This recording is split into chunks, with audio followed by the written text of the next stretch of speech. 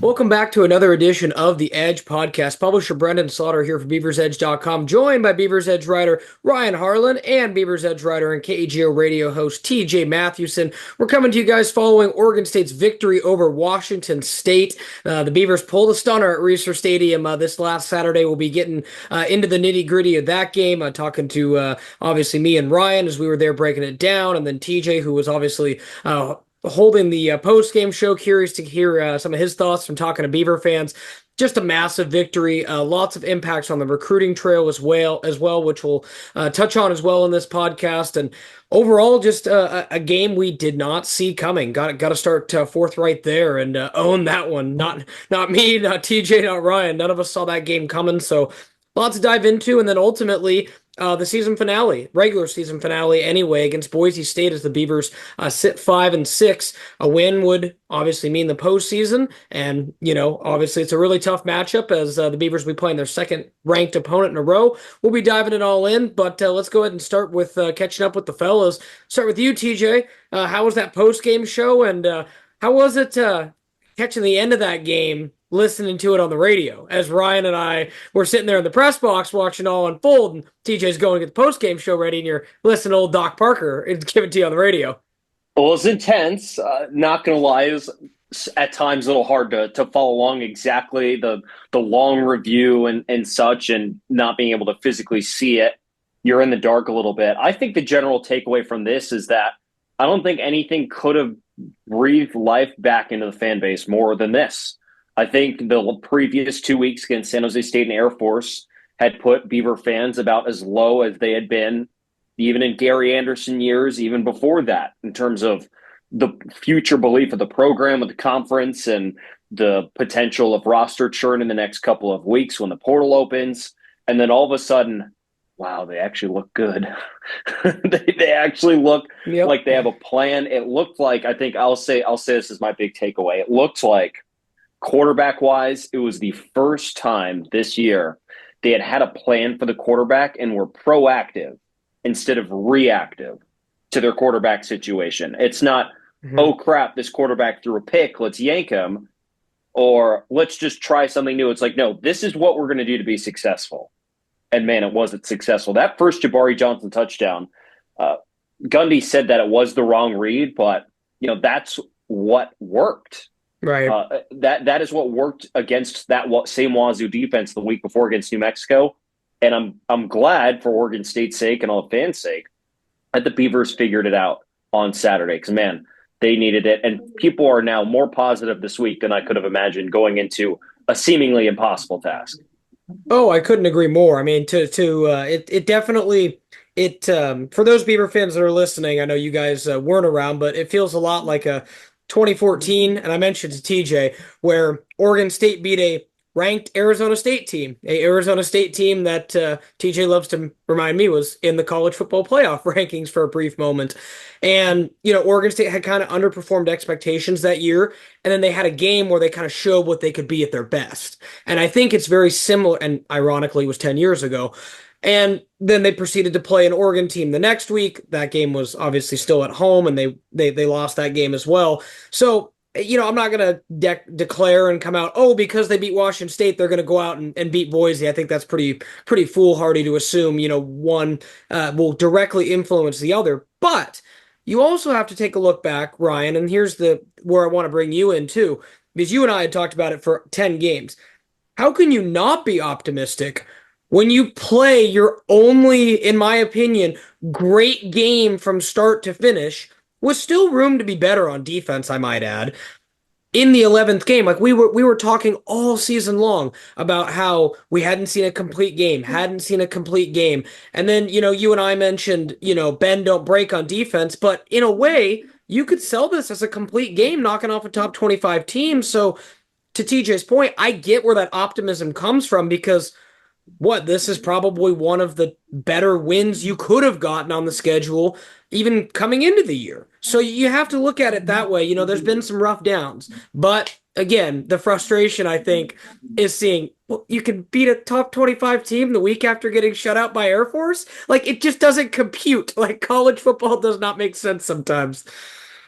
I mean, what the saying is, any given Saturday, right? And Yep, well, and then obviously for this week, it's any given Friday. I guess But so. but like that's the way that I see it there, and that's what I've been clamoring for all season was to see a complete game through 4 quarters of play.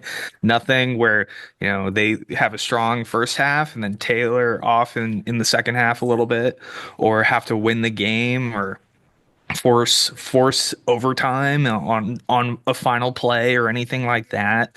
Like I to TJ's point, like on the quarterbacks, like that was I think the best like performance I've seen all season from the quarterback position by far. And Ben even said too post game that the goal was to be aggressive, and he was, and it showed in some of those deep shots that they were trying to get to connect with Darius Clemens.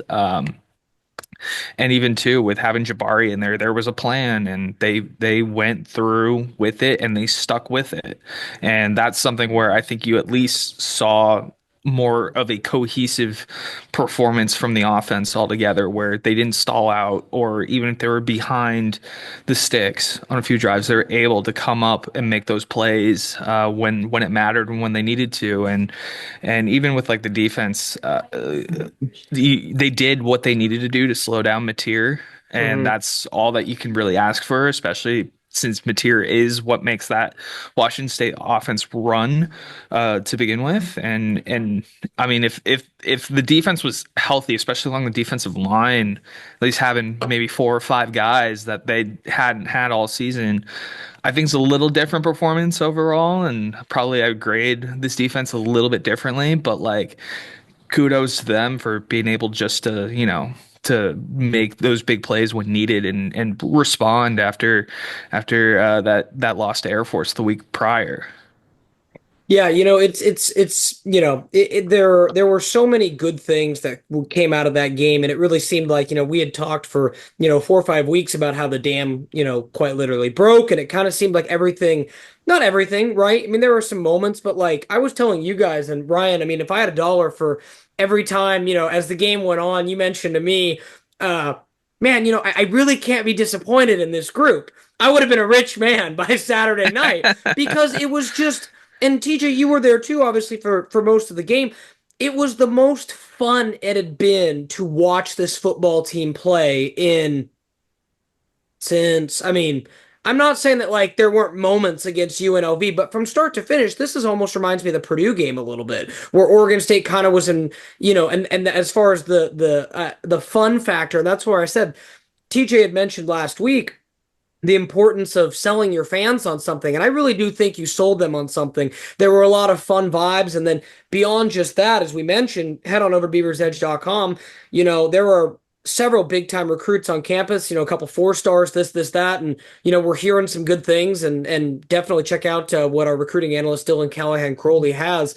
Because Oregon State picked a really good time as far as their visitors, guys, to, win a game like this. And that just goes back to what TJ was saying, giving yourself something positive heading into the offseason. I don't think you can discount that, and you really have to tip your hat to the guys because, as I mentioned, fellas, I mean, I sat there on my drive home on Sunday, and I'm like, you know, like usually I can sell, like Ryan was saying, any given Saturday. I really did not think there was a bone in my body that Oregon State would get that win after what we saw the previous week. And you got to give credit to Trent Bray and the coaching staff, and to an extent, Grant Stark and some of these other senior leaders who have been highlighted this week. Because Ryan, and for both you guys, we talked about it. It would have been really easy for this team to mentally check out after that Air Force game. I'm not saying that, you should expect that or anything, but we've seen that in college football all the time. Real bad, demoralizing loss, end of the season, and the joke is 1, 2, 3 Cabo kind of a thing. But like, how important is it for the future of the program? And we'll start with you, TJ, just to have, like you said, something that, maybe guys are like, wow, we didn't have the season we wanted, but top 25 win is still something to hang your hat on. What it is an endorsement of the coaching staff's ability to motivate. The Right. the the, the famous line from Trent Bray after the game, where he looks at the media where they asked, it's like, are you surprised by the performance of all your guys? And he said, no. And he looks at everybody and then says, you guys probably thought it was full of bleep, didn't you? And I said, I didn't doubt these guys' work ethic and that they were ready to win this football game.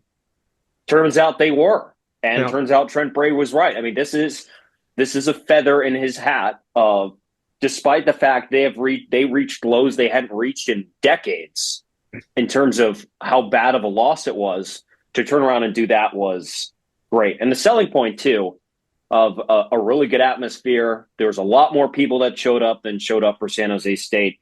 The players played great. It was, I personally, I'll take, I'm not going to take credit for this, but I'll say I guess the harshest word when it comes to the style of play this team plays. They were boring, really boring to watch earlier this year, even when they were winning. That was far from a boring game. It was something that I think people want to watch every single Saturday. And the TV numbers reflected that too. They peaked at nearly 1 million people up against Alabama and Oklahoma. So that's a really good thing. I mean, that's a terrific point, TJ. I forgot I saw that yesterday, and it was almost kind of like, it was weird. And I'll say this: I'm not gonna name any names, but the Twitter account that I saw that tweeted out those numbers, it was almost kind of like sheepishly like, oh yeah, by the way, the Washington State Oregon State game, was up there too, and I. For what it's worth, I mean, I think that's gold, right? Because just not only for Oregon State, but like, again, take the 10,000 view look. Washington State, Oregon State as a whole, as they continue to still need another football member to complete their conference. And, I know that we haven't had a conversation on that in, what feels like a minute, and that's kind of all been tabled for now. But that's still something that's on the forefront and making dollars and TV viewership. All that matters, just like what we were saying about how having a good impression matters on the recruiting trail, and a ringing endorsement of the coaching staff and their ability to motivate, as TJ said. Ryan, obviously, you have a perspective too. Still being there on campus, like we kind of talked about, like how the vibes were. I'm assuming the vibes kind of have flipped, and what's kind of the optimism around Trent Bray after what was, for the most part, a pretty negative stretch. And like TJ said, there were some valleys, to put it kindly, put it that way. No, I would say it's kind of been like more of a like, okay, like we know what this team can be now, or at least at what, even if they weren't their best in that game, like we know what they can be going forward, and give some sort of, I think, what a lot of people were looking for, and a lot of my friends we're just looking for something positive, to really just some sort of sign of life where, like, you can at least make this game competitive, you can keep yourself in it, and you can make it entertaining and fun. And really overall, like, I know some people were probably thinking, and some fans were probably thinking of like, is Trent Bray the guy? Like some probably were starting to question that a little bit during that little stretch, but it's like, like, granted the situation that he came into, you kind of had to exercise patience a little bit. And I think Bray was also kind of indicating that, where it's like, yeah, I knew these guys could do it this entire time. And I keep saying that, I'll keep saying that, and it will eventually translate over out onto the field. And finally, I think, you just saw the culmination of what Bray's been saying for past 5 weeks come to fruition. And I think because of that, there's a little bit more optimism that Boise, the game against Boise is not going to be quite as lopsided if they can carry over some of that momentum from home onto the road to close out the season. So I think that's where a lot of more optimism comes from, is just kind of that performance in general, and being able to show some semblance of an offensive identity, and show some life on defense, where you didn't see that in the week prior. And I think that's something where I think a lot more, at least a lot more of my friends are a little more optimistic about going forward and into at least to next year too. Absolutely. And just to mention that, kind of put a bow tie on that Washington State game, just a couple of people I want to highlight. I mean, again, got to start, in my opinion, with Everett Hayes in this one. He hits a couple huge kicks, including the game winner was from 55. There was a point earlier this year when, Everett was near the bottom of kicking field goal percentages, and to see, still, like, just to see how much better he's been recently. and especially to come through in a moment like that, just got to give him a shout out. Same with Trent Walker. I mean, PPR machine, if we're talking fantasy here, fellas. 12 receptions, 136 yards. That's getting it done. Could have used the tutty or the bonus, but again, that's the glue guy you want in your flex spot. And then, defensively, I've seen a little bit of like when I've watched back on the clip, it's for me, it's hard like I'm curious from you guys because obviously Jaden Robinson recovered the big fumble, want to shout him out too. There's been like some curious debate, and I'm curious to you guys. I've heard Exodus Ayers and then I've heard Dexter Foster. I've watched back the video. Both those guys are like wrapped around.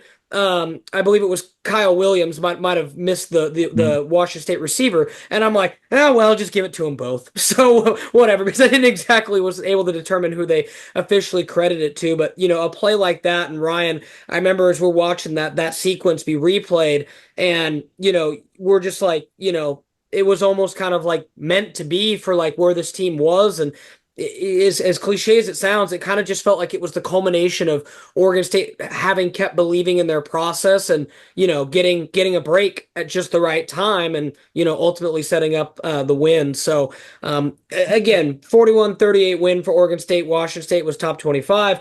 Washington State at one point just a couple weeks ago, fellas, in the playoff discussion, losses to New Mexico, which Ryan called, losses to Oregon State, which I don't think any of us called. Bit of a different vibe for the Cougars here in the final week of the season. So Oregon State, quote unquote, Ryan as well. Where's the Pac-2 championship crown this year? So they can put that as no, not Pac-2. Come on, if you're gonna say Pac-2, do some flair, some zhuzh, okay, fine, Tupac fine. championship. There you go. We can call it Pac. I don't know, whatever they want to call it. They're like, we don't want to change the branding, so we'll call it the Pac-12 championship with 2 squads as of now. But hey, Oregon State takes that crown this year. Again, just a big performance from Oregon State, and credit to Ben Gulbranson, who threw a couple picks, came back, played well, and numerous other guys defensively. Like Ryan and I said in our post game breakdown, bend, don't break. That seemed to be the mantra. It worked. And last point on this, guys. What a way to send out those seniors. Like we had talked about it last week.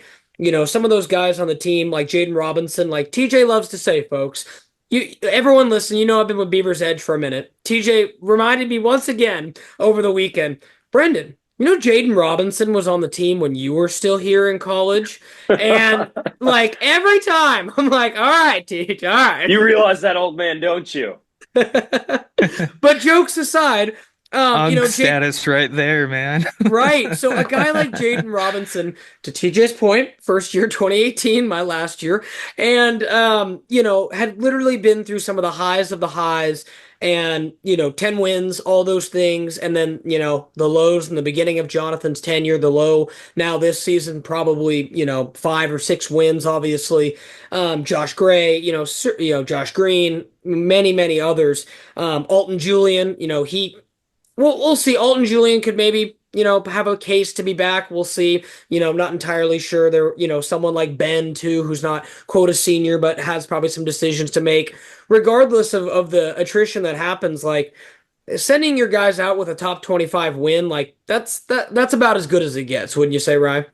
Oh yeah, absolutely. I mean, given everything that you dealt with over the course of this season, brand new first year coach, first year coaching staff, all of the, kind of basically Bray was like everything that could have happened happened this year. Right. And I think it was just something where like I even was listening back to kind of the video that they posted on Twitter of the win over Wazoo, where Bray basically said let's send these seniors out the right way, and they were able to do that. So I think it's really big in general, and just being able to stick to what you've believed in this entire year, and even through that 5-game losing streak of just being able to stick to your process, and eventually everything will fall the way that it needs to. And for a year where this is kind of a kind of a weird schedule year in this kind of pseudo two-team conference. I think it's huge to get a win like that, especially too over your conference rival now Right. in this. So it's like in this period. So it's kind of an interesting moment, but also kind of bittersweet for a lot of those guys that have Right. been on Yeah. this team for a while that have And seen these highs and lows. you can think about it this way too. Those are the guys who brought in this past era of Beaver football, and they are the ones that leave when the new True. era is ushered in. It's true. And to your point, TJ, or something I want to mention to you or ask you about as well is you obviously were listening and to the press conference afterwards, but like one thing that kind of surprised Ryan and I, and we actually talked about it last week, Jake Dickert's comments about how Oregon State wasn't our buddy kind of a thing. And we talked about it on the pod, and I didn't really make too much of it as a slight as much as I thought it was, just kind of hyping up the rivalry. And again, you take my word for it. I know every Beaver fan's got, a different opinion. I think Washington State's going to be more of a natural rival than the team down south that can print checks, if you know what I mean. Catch what I'm putting down. That's just my opinion. So I would like to see, a rivalry with Washington State grow. But like, were you kind of surprised? And I guess we can briefly mention this for both you guys, that Oregon State kind of, took that personally to quote MJ a little bit, and it kind of there were a couple guys from the post game who were like, well, I forget who it was like, Coach Bray's from Pullman, so we knew what they thought about us, kind of a thing. And I was very like, oh, okay, well, I mean, I, however I the bulletin board material is, right? yeah, I was gonna say I got to give credit to these athletes. The best people and the best, most competitive people in the world always find something to motivate them, even if it is a load of baloney. Because here's the reality. I love Here's the it. reality. Like, you don't want them to be your buddy. No, who Yeah. does anyone in that locker room want it? No, but it is really easy to like make it into a motivational piece. Yeah. So it's not like they were hugging when the Pac-12 existed before in Right. its full Yeah. state. So I got to give credit, man. It's like, find just something, and if it works to motivate your guys, all the credit to you. Yeah. Ryan, your thoughts? Oh no, yeah, absolutely. As somebody who kind of uses whatever is said or anything I can find as a chip on my shoulder to motivate me, there have been plenty of times where I've had that in my swimming career where like I will find something and I will use that to motivate myself, and even now too, outside of that and into grad school and all that, like I'll find things to give me that chip on my shoulder. So whatever works, whatever works, and I think Jaden Robinson said it best of like, yeah, like I talked to those guys at Pac-12 Media Day, Yeah. friendly with them, but like just another faceless opponent. And Yeah. like, yeah, it's just that's the way that like I see it there. It's like, yeah, you don't want to get too high or too low on it. You're like, Yeah. hey, it's another opportunity to go 1-0 this week. Let's Right. go do that. Whatever way you need to go do that, go do it. Whatever source of motivation you have, all power to you. Like, Right. yeah, like I totally understand the chip on the shoulder using, bulletin board material or anything like that to go motivate yourself to go out there and perform the best you can. Like I've done it. I've Yeah. done it. And No, so it's I can't interesting. really I can't really fault players for that by any means. Yeah. So No, for sure. Like I just found it interesting, and hey, whatever edge you need to sharpen, so to speak, I'm here for it. However, Oregon State, mentally psyched themselves up for it. You needed to after your fan base was like, "What's next?" After losing to Air Force 28-0, and being a little lifeless in the process. Like, wow, what a turn of events. So again, credit where credit's due, and now the challenge really begins because, fellas, we're going to the blue. Not physically you, me, and Ryan, TJ, but no, the Beavers are going to one of the most unique fields in college football at one of the most unique times. Only once in my time can I remember a Oregon State game being a 9 a.m. kickoff, and that was when they played Wisconsin on the road at, like, I think it was the definition of a big noon back then. But again, East Coast, a West Coast 9 a.m. kickoff. This is made for TV, folks, and on Black Friday, Boise State number 11. Again, they've gone 10-1, Oregon State 5-6 on the surface, and just like Vegas sees this matchup.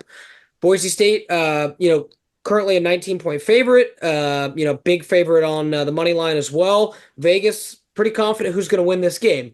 However, you have to also look at recent results. Boise State last week really struggled with Wyoming. Wyoming is not very good, right? Maybe that was their, kind of get wrong game, their mulligan, so to speak, and on the road, what have you. They always play better at home. We know this. Oregon State's only won in Boise one time all time. It's a tough place to play. They've had a couple really lopsided results there as well. I've been there once. The fans are as raucous as anywhere. Going back to the Pac-12, they would have fit right back in with how intense their fans are. It's going to be cold, guys. It's going to be just a very, not like Boise's used to it either. Like, let's start with you, Ryan. Let's start with, how do you get yourself ready as an athlete for a 9 a.m. game? Or even both you guys, when your routine, the Beavers are so routine based, process based, you're speeding everything up a week, and it's not like you're playing at 4 o'clock on a Friday, like we've seen the Oregon State game and every other year, it seems like. But 9 a.m., how do you, there will be some weirdness to this game, probably on both sides. That's just a very weird time to play college football, as we know. I'll say this as somebody that's had to be up early in the morning for swim meets. It's kind of just you just kind of, the adrenaline at some point takes over. Sure, yeah. Takes over. You kind of get your feet underneath you, and you just kind of just go.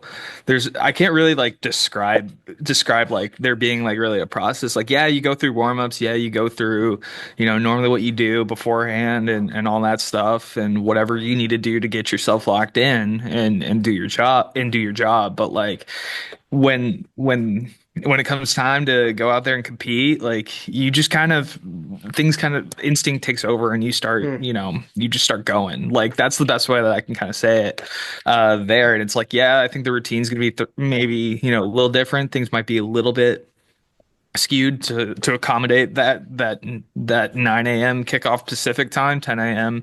Mountain time. But like, I think it's something that's going to be more of a, like, you're going to just, probably a lot of guys are just going to have to just go and start playing right away, or at least like, get in that mindset right away and be like, all right, don't really have the opportunity to wake up or anything like that. Just kind of just do it. Like, there's always the opportunity for some weirdness. I'll agree, but like, it's just kind of it's just kind of instinct and adrenaline takes over. Teach? I think it's going to be harder on the fans than it is the players. The players are going to spend all week waking up early to get ready for this game. The bigger challenge is going to be tackling number 2. That's and here's the last point, because I want to spend the last bit of the podcast talking about him, because Ryan, you were talking to Keith Hayward on Tuesday. He said it pretty simple what the game plan is for this, and we'll get into that. But I'll say this, fellas, just because I had to look it up. Gonna be a beautiful day in Boise on Friday. Kickoff 29 degrees. So shorts. It is going to hurt to tackle that man. Yeah, and again, the high by the time the game, it can be a high of about 36. Beautifully sunny, but beautifully cold, man. So we called this game earlier, like, maybe snow. No snow, folks, but it's going to be bitterly cold. So to Ryan's point, don't be sitting, doing some little running in place there on the sideline to stay warm. But guys, let's just talk about obviously the biggest challenge in this game. And I think let's start with Oregon State's defense, and we'll flip to the offense. But defensively, not to discredit Mathewson or the Boise State receiving core, in my opinion, you don't have a chance in this game unless you limit G&T. Notice how I say limit, because I looked today. His lowest output of the year, I think, was $123 against Portland State. So limit how explosive he can be, how many missed tackles he has. If you can do that, maybe you have a chance from that perspective. Offensively, Boise likes to get after the quarterback. They're going to blitz a lot. If you can, do some things to, score on them, and they don't typically allow a lot of points, maybe things can break your way. And again, I could see, despite it being a 19-point spread, a path after this last weekend where Oregon State could play a competitive game. Do I necessarily expect that to happen? Hard to say. But right now, I think to TJ's point, you have to have multiple guys at the ball. You've got to tackle G&T. That's been inconsistent for Oregon State. And then, unlike Air Force, when you get so committed to the run, not get burned when they do hit you with the play action pass over the top. Yeah, that's Lucky what for the Hayward said this Beavers, week. He pretty much said it to that. Yeah. Mathewson is not great either. Their quarterback, he has struggled at points this season. That would be the weakness of the Boise State offense. If you somehow force Ashton Genty to somehow bottle him up for the first time all season. That Portland State game, by the way, that you noted, I don't think he played the second half. There you go. Yeah, he didn't. So that's only the only way to stop it is to get Ashton Genty to go to his second round of Thanksgiving dinner at halftime. Pretty much, right. But he did get banged up last week. We'll see what the health looks like in a short week. I would imagine he's fine, because if he wasn't, it would be a national story at this point. Yeah. But that's literally the only way. You need to try and force the game into the hands of Mathewson, who beat out the former top recruit Malachi Nelson at the beginning of the year for that Boise State quarterback job. That is, I think, for the most part, what the Ducks at least tried to do against Genty. Didn't work very well. Genty still had 3 touchdowns against them, but you see it when you watch him pass. It's not smooth at all. You just need to create your opportunities off of that. And when Genty touches the ball, just don't let him score a touchdown. Yeah, that sounds like easier, a pretty good easy enough, right? Plan of attack. It's not going to be easy for the Beaver offense either. The line of scrimmage for Boise State is good on both sides. Yeah, I'd really be curious to see when Dylan does his edge report this week to kind of see position by position how this stacks up, because on that side of the ball, I mean, I think, I don't know if the Beavers have the personnel to do it, but like, this is a game where you need to be like to your T. Time of possession kings, keep G&T on the sideline. Keep, these long, 3-4 yard gains all the way down the field, long drives, so to speak. I think that would have to be the only way you could do it offensively in this game, is to, limit time of possessions. But then again, to TJ's point, Boise State got a really good front seven. They've been able to get after the quarterback. They're going to pin their ears back, I think, and blitz a lot in this one. So, again, they need another, good Gunderson game plan, I think, and it was solid against Washington State, but I think it would have to be even more solid this week, with a lot of things to kind of counteract that. Ryan, how do you kind of see that matchup shaking out on that side of the ball? At least like establishing what you want to do early in the run game too, and then also just being able to take those shots when you have them down the field, and calling a game where like I liked the fact that they went to Darius Clemens down the field, took those shots, right? That showed me that they were not afraid to do that, which I've been kind of wanting to see a little bit more, at least something that there, and hopefully they carry some of that over into this game. But like, especially defensively too, like when you tackle Genty, don't go high, go low, which is what Hayward was stressing, and wrapping him up, because being 5'9", same height as me, weighs a bit more than I do. Bit more than I do. Center of gravity is low, and like if you try to tackle him high, he's gonna break a lot of those tackles, and that's something where like a lot of his yards after contact have come from that, breaking that first initial tackle. So being really sound in technique, I think, is also going to be really huge as well in this game, especially with it being early. Technique is a lot. Yeah, like almost everything in that when it's an early game like that. Yeah. Totally. And maybe I'm reading too much into the time. It's just, to me, it's unique. And it's not like a West Coast team going to play East Coast, where one team, it's like both teams. I mean, we've seen it, guys. Boise's been playing 7:30, 8 o'clock at night, like all year long. So like, just such a role reversal for both teams. But like TJ was saying, they're getting used to it and all that. But again, the cold, the execution, again, that's why I think we're seeing, the matchup right now favoring Boise State. But I'll say this, a week ago, I would have predicted this to be a very ugly-ish game. And Oregon State, turned around and showed me quite a few things this last weekend.